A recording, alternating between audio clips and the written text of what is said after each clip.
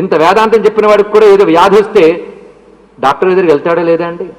ఎలాగైతే ఔషధం అనే ఒక పరిష్కారం తీసుకుని వ్యాధిని ఎలా పోగొట్టుకుంటున్నావో, అలాగే శాస్త్రముల్లో చెప్పిన మంత్ర సాధన, ఉపాసన, వ్రతము మొదలైన సాధనలతో కూడా మనం అనుకున్నవి నెరవేర్చుకోవచ్చు. తప్పేం లేదు. దానములు ఏవి ఎలా చేయాలి, అసలు వ్రతం చేయాల్సిన వాడు ఎలా ఉండాలి? ఎందుకంటే ఒక్కొక్కడు చెప్తూ ఉంటాడు మనకి.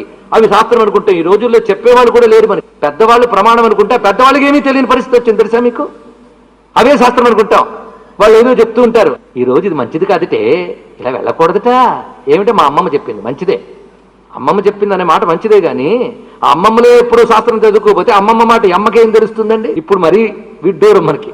మనకున్న అమ్మలకే ఎంత ఉందో మనకు తెలుసు, వీళ్ళు చెప్తే జ్ఞానం పిల్లలకి ఎంత వెళ్తుందో మనకు. కనుకనే సెంటిమెంట్లు వేరు, శాస్త్రం వేరు, గుర్తుపెట్టుకోండి. మనకి ఇప్పుడు సెంటిమెంట్లు శాస్త్రాల కింద చలామణైపోతున్నాయి. అవొకటి. ఆ మధ్య ఒకరు అన్నారు, పిల్లాడికి సంధ్యావందనం చేసుకోరా అంటే, మాకు అచ్చిరాదండి. సంధ్యావందనం అచ్చిరాదట. అన్నం తినడం అచ్చొస్తుందా? సంధ్యావందనం అచ్చిరాదా?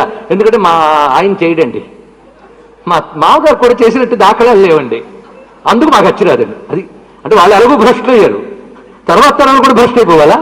దీన్ని బట్టి చూడండి, ఒక్కడు చెయ్యకపోతే ఎందరు భ్రష్టులు అయిపోతారో అదొక్కడు తెలుసుకోండి.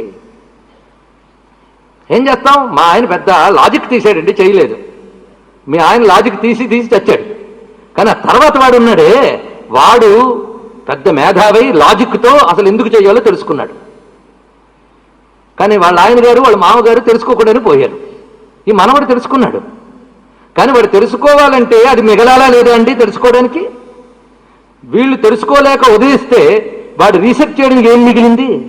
సృష్టిలో అందరికీ అన్ని తెలియవు. ఒకడు బతుకంతా ధారపోసి చీమల గురించి శాస్త్రం రాసేట.